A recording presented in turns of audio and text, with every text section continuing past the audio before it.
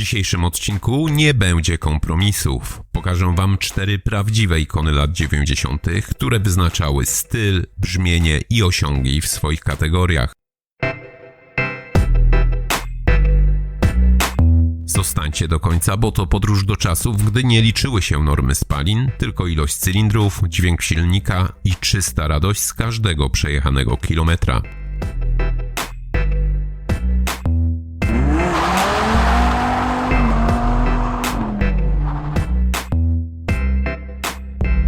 Pierwszy bohater dzisiejszego odcinka to BMW M3 E36. Samochód, który zdefiniował, czym powinien być sportowy sedan lat 90. Nie był tak szalony jak jego poprzednik E30, nie był też jeszcze tak cyfrowy jak jego następcy. Był dokładnie pomiędzy. Balansował między codzienną wygodą a torową precyzją. No ale od początku. M3 E30 to pierwsza M3. Była rasową maszyną stworzoną głównie z myślą o homologacji do wyścigów turystycznych, co oznaczało, że jej konstrukcja była surowa i mocno podporządkowana motorsportowi.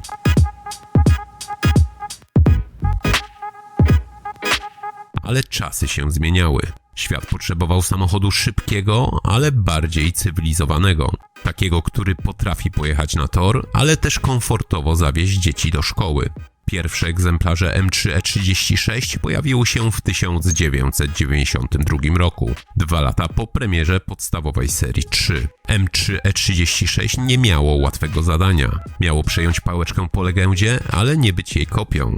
E36 to wygodniejsze wnętrze, lepsze wyposażenie i bardziej dopracowana aerodynamika. Samochód otrzymał charakterystyczne dla wersji M bardziej opływowe lusterka, inne zderzaki oraz nakładki progowe, które wyróżniały go na tle standardowej serii 3. Wersja Coupe debiutowała jako pierwsza, ale już 2 lata później dołączy do niej sedan i kabriolet, po raz pierwszy w historii M3. W miejsce wysokoobrotowego 4-cylindrowego silnika Z30 wjechał majestatyczny 6-cylindrowy rzędowy motor S50B30. 3 litry pojemności, 286 koni mechanicznych przy 7000 obrotów na minutę i moment obrotowy 320 Nm. Ten silnik był inżynierskim majstersztykiem. Podwójny wałek rozrządu, system VANOS, indywidualne przepustnice po jednej dla każdego z 6 cylindrów, stopień sprężania 10,8:1 i co najważniejsze, brzmienie. To był czysty, mechaniczny śpiew, który w tamtej dekadzie stawał się znakiem rozpoznawczym serii M.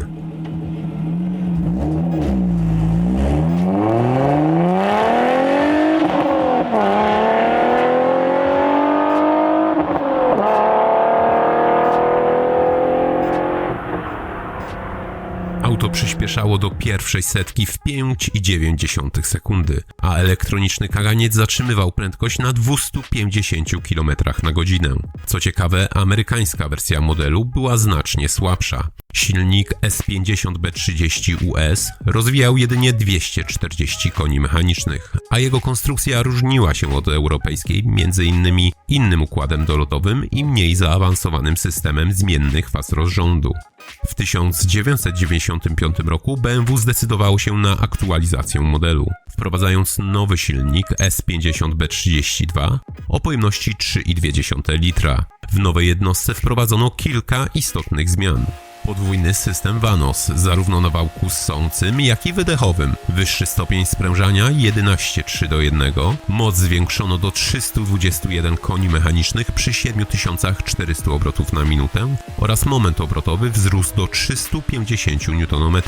Dzięki tym zmianom M3 E36 z nowym silnikiem przyspieszało do 100 km na godzinę w 5,4 sekundy, czyli o pół sekundy szybciej niż poprzednik. M3 E36 było również pierwszym modelem M3, w którym pojawiła się zautomatyzowana manualna skrzynia biegów SMG. Była to jedna z pierwszych prób zastosowania skrzyni sekwencyjnej w samochodzie drogowym. Co prawda jej działanie nie było tak płynne jak w późniejszych skrzyniach dwusprzęgłowych, ale stanowiło interesujący krok w stronę przyszłości motoryzacji. Warto zwrócić uwagę na jeden z najbardziej charakterystycznych elementów wnętrza wersji Coupe – fotele Vader. Ich nazwa pochodziła od podobieństwa do hełmu Dartha Vadera z Gwiezdnych Wojen. Miały świetne trzymanie boczne i były jednym z najbardziej rozpoznawalnych elementów tego modelu. BMW M3 E36 okazało się ogromnym sukcesem sprzedażowym.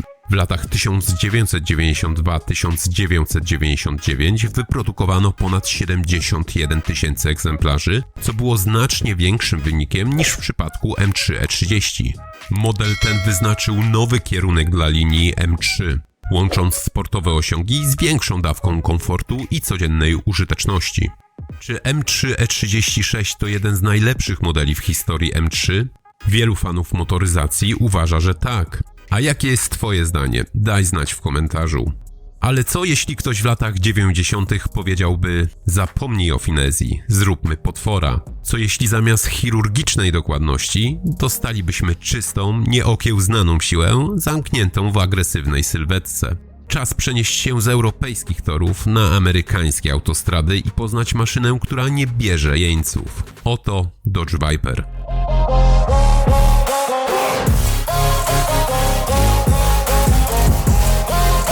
Czy Viper to ostatni prawdziwy amerykański muscle car? Jak to się stało, że Chrysler postanowił stworzyć auto tak brutalne, że wymagało stalowych nerwów do prowadzenia? Dlaczego Viper mimo swojej konstrukcji stał się legendą?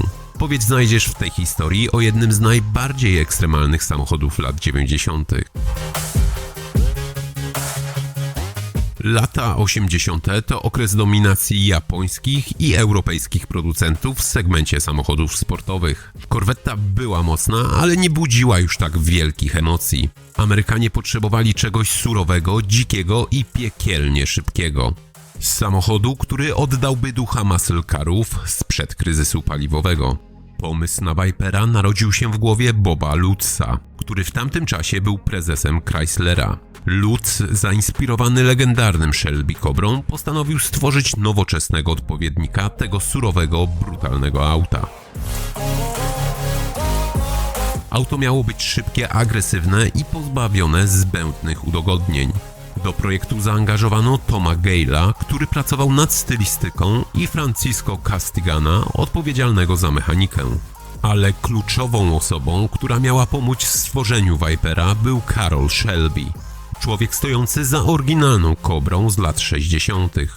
Pierwszy prototyp Vipera zbudowano w 1989 roku i zaprezentowano jako koncept na North American International Auto Show w Detroit. We want to show you what an American car company can do when we put our minds to it. In 1989, this Dodge Viper was just a concept. In January, it'll be rolling off an assembly line in Detroit, Michigan. Nobody in the country ever developed a car that fast. From now on, every new car Chrysler makes is going to be built the way this one was. And that's by a team. Product and manufacturing engineers, designers, finance guys and marketers, all working together with one idea: making a great car. Publiczność oszalała na jego punkcie. Długa maska, agresywne linie, brak dachu i minimalistyczne wnętrze. Wyglądał jak czysty testosteron na kołach. Chrysler wiedział, że trzyma w rękach złoto. Postanowiono szybko wdrążyć Vipera do produkcji, ale potrzebowano do niego odpowiedniego silnika. Viper miał być brutalny i bezkompromisowy, więc potrzebował równie ekstremalnego motoru. Chrysler miał w swojej gamie V10 o pojemności 8 litrów, który pierwotnie był projektowany do ciężarówek Ram. Problemem była jednak jego masa, żeliwny blok był zbyt ciężki na potrzeby sportowego samochodu. Wtedy do akcji wkroczyli inżynierowie Lamborghini, które w tamtym czasie należało do Chryslera. Włosi pomogli przeprojektować blok silnika, wykorzystując aluminium zamiast żeliwa. Dzięki temu udało się znacząco obniżyć jego wagę.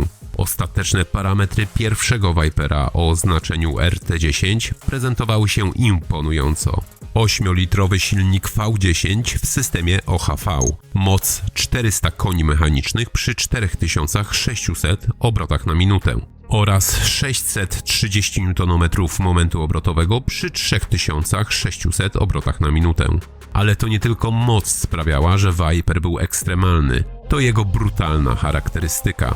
Brak wspomagania kierownicy, brak ABS-u, brak kontroli trakcji, tylko i wyłącznie potężna moc przekazywana na tylne koła. Manualna skrzynia biegów o 6 przełożeniach. To oznaczało, że prowadzenie Vipera było wyzwaniem nawet dla doświadczonych kierowców. Samochód był piekielnie szybki, ale wymagał żelaznych nerwów i umiejętności.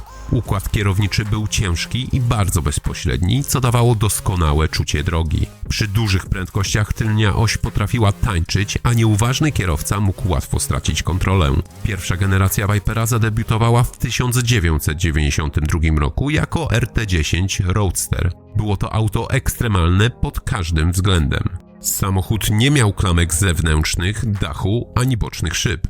Drzwi otwierało się od wewnątrz, a jeśli zaczęło padać, trzeba było założyć miękki dach przypominający parasol. Ale dla fanów adrenaliny to było spełnienie marzeń. Surowe, dzikie auto, które testowało umiejętności kierowcy na każdym zakręcie.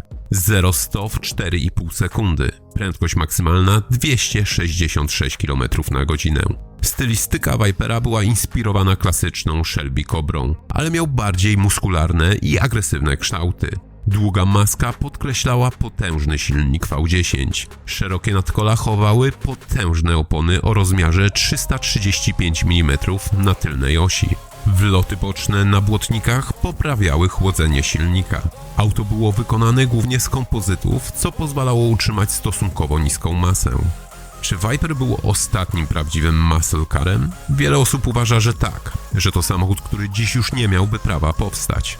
Był niebezpieczny i brutalny, ale jednocześnie wyjątkowy. Nie miał też skomplikowanych systemów komputerowych, tylko ty i twoje umiejętności decydowały, czy wyjdziesz cało z zakrętu.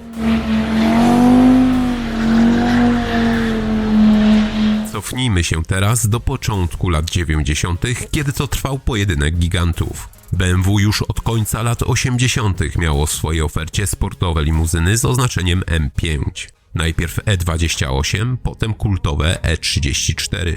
Audi stawiało na napęd quattro i 5-cylindrowe silniki turbo. Mercedes, choć znany z luksusu i trwałości, nie miał jeszcze seryjnego modelu o stricte sportowym charakterze. Dziś przeniesiemy się do czasów narodzin czegoś wyjątkowego. Poznacie historię Mercedesa C36 AMG. Auta, które rozpoczęło nowy rozdział w historii marki. Sprawdzimy, czy pierwszy wspólny projekt z AMG okazał się czymś więcej niż tylko ciekawostką. Rok 1993. Na Międzynarodowym Salonie Samochodowym we Frankfurcie Mercedes zaprezentował coś, co miało zaskoczyć całą motoryzacyjną scenę. Mercedes C36 AMG. Pierwszy owoc oficjalnej współpracy między Mercedesem a AMG. Był zapowiedzią nowego kierunku, luksusu połączonego ze sportowymi osiągami. Choć AMG istniało już od 1967 roku i miało na koncie niezależne projekty, to dopiero teraz powstał pełnoprawny model z logo AMG na seryjnej linii produkcyjnej Mercedesa. Bazą dla C36 AMG był model C280 W202.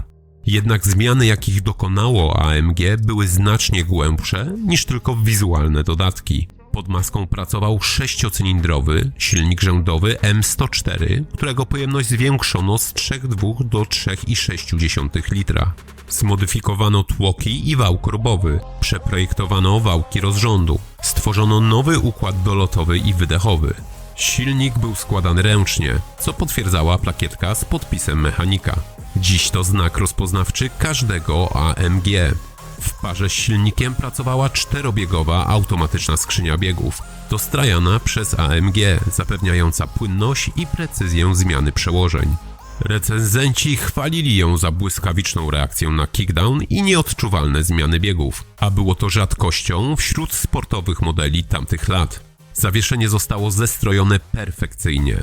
AMG osiągnęło idealny balans między sportową sztywnością a codziennym komfortem jazdy. C36 prowadził się świetnie, zarówno na autostradzie, jak i na krętej trasie. Układ hamulcowy został zapożyczony z flagowych modeli. Przód z SL600 R129, tył z E420. Do tego system kontroli trakcji TCS, który pozwalał okiełznać moc bez niepotrzebnych poślizgów. Z zewnątrz samochód wyróżniał się dyskretnie. Obniżone zawieszenie, szersze zderzaki, klasyczne 17-calowe felgi AMG monoblock i subtelna lotka na klapie bagażnika. Nie było krzykliwości, był styl i elegancja. W środku typowo mercedesowski porządek, ale z dodatkami AMG. Sportowa kierownica, zegary z białymi tarczami, aluminiowe nakładki na pedały i opcjonalne fotele sportowe. To był sport w garniturze, niemiecki sposób na moc i luksus. Do 1997 roku wyprodukowano 5221 egzemplarzy C36 AMG, 10 razy więcej niż legendarnego 190 Evo 2. Samochód zapoczątkował tradycję, którą dziś definiuje Mercedes AMG.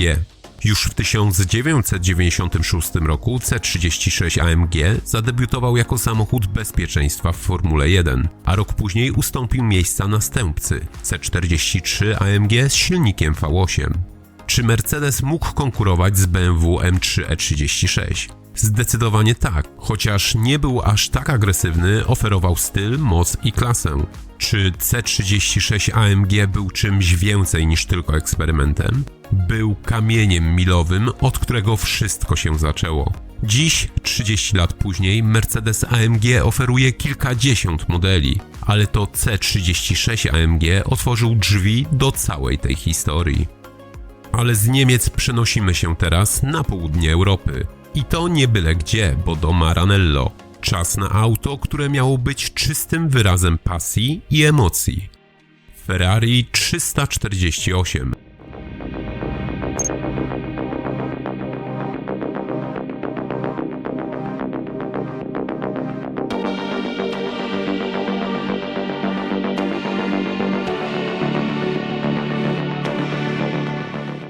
Surowe, wymagające i być może ostatnie prawdziwe Ferrari, zanim technologia na dobre przejęła kontrolę nad włoską legendą.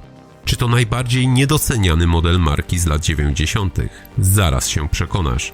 Lata 80. były dla Ferrari bardzo udane. Modele 308 i 328 były bestsellerami, a w gamie znalazło się także Testarossa, która stała się ikoną dekady. Włosi wiedzieli jednak, że konkurencja nie śpi. Lamborghini, Porsche i Honda ze swoim NSX wchodziły na nowy poziom technologiczny. Ferrari potrzebowało następcy dla 328, który był wspaniałym autem, ale jego konstrukcja pochodziła jeszcze z lat 70. 348 miało być nowoczesne, bardziej agresywne i jeszcze bardziej wyścigowe. Ferrari 348 zostało zaprezentowane w 1989 roku jako duchowy następca serii 308, 328, ale z wieloma zmianami inspirowanymi Testarossą. Co ciekawe, było to ostatnie Ferrari osobiście zatwierdzone przez Enzo Ferrari przed jego śmiercią w 1988 roku. 348 wyglądało jak miniatura Testarossy i to nie bez powodu. Charakterystyczne boczne wloty powietrza ciągnące się przez drzwi aż po tylne błotniki nadawały autu wyrazisty, agresywny wygląd. Szeroka, kanciasta sylwetka i większe wymiary niż u poprzednika sprawiały, że 348 wyglądało masywnie i nowocześnie.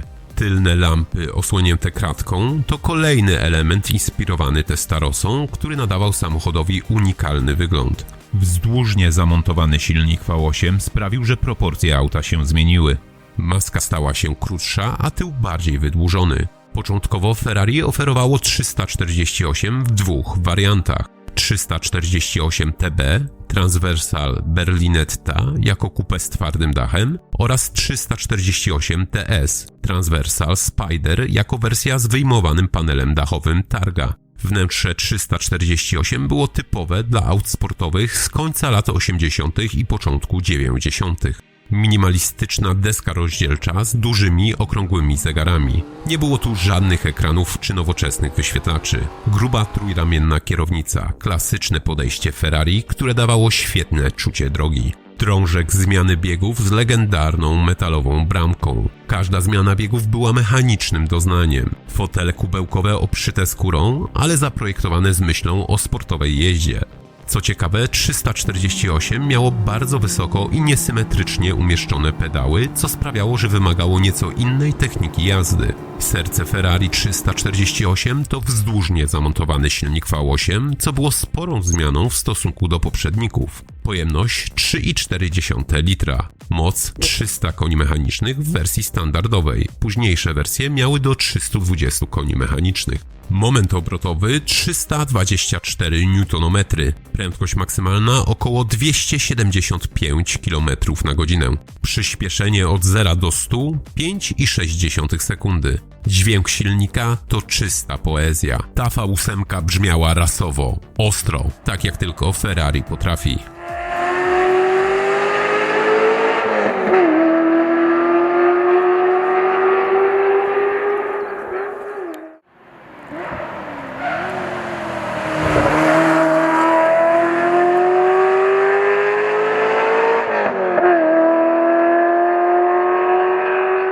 Chłodnicę oleju i cieczy chłodzącej przeniesiono z przodu na boki, jak w Testarosie. To pozwoliło lepiej schładzać kabinę, bo gorące przewody nie biegły już pod podłogą, ale też sprawiło, że nadwozie się poszerzyło, a drzwi stały się bardzo szerokie. Silnik połączono z poprzecznie zamontowaną ręczną skrzynią o 5 przełożeniach. Pierwszą tego typu konstrukcją Ferrari przejętą z Formuły 1. Każda zmiana biegów była fizycznym doznaniem. Metaliczne kliknięcie i mechaniczna precyzja były nie do podrobienia.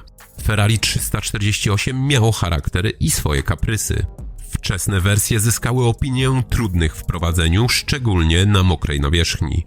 Pojawienie się Hondy NSX było momentem przełomowym. Japończycy pokazali, że można zrobić sportowe auto równie szybkie, ale dużo łatwiejsze w codziennym użytkowaniu. Na tle NSX-a Ferrari 348 wyglądało jak surowy dinozaur z innej epoki. I właśnie to niektórych do niego przyciągało, a innych odpychało. Ferrari odpowiedziało w 1993 roku modelem 348 GTB i GTS. Poprawiono prowadzenie, skrzynię biegów i podniesiono moc. Auto stało się bardziej przewidywalne, ale nadal wymagało zaangażowania. Ferrari 348 zasługuje na więcej uznania niż dostało. Agresywny design inspirowany Testarosą nadal robi wrażenie. Silnik V8 i manualna skrzynia z bramką to coś, czego dziś już się nie spotyka. To ostatnie Ferrari bez elektroniki. Pełne analogowych doświadczeń, które wymagało od kierowcy umiejętności, a nie systemów wspomagających. Dziś 348 coraz częściej uznawany jest za niedoceniony klasyk lat 90. Ostatni z ery czystych Ferrari, zanim przyszła cyfrowa rewolucja. Jeśli podobał Ci się ten materiał, zostaw łapkę w górę i zasubskrybuj kanał. Dzięki temu nie przegapisz kolejnych odcinków. Koniecznie zostaw komentarz, który model lat 90. jest Twoim faworytem. Dzięki za uwagę i do zobaczenia.